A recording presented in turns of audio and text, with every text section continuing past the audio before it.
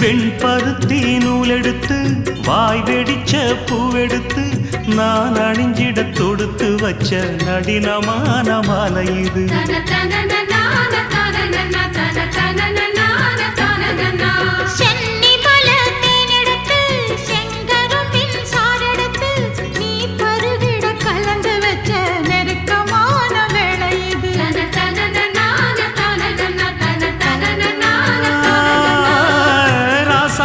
உடம்பிருக்கும் ரவிக்க துணி நானாக அன்னாடம் சூடி கொள்ள ஆசை வச்சாகாதா.